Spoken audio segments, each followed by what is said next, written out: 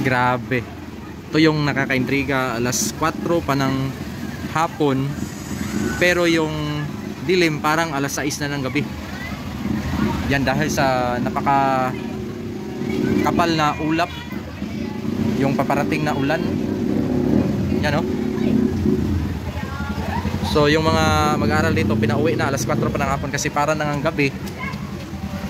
Tapos bubuhos na yung napakalakas na ulan.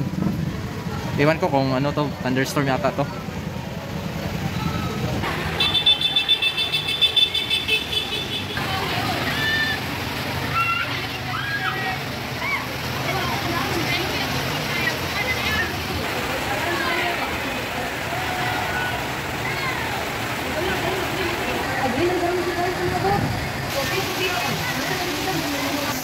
Nandito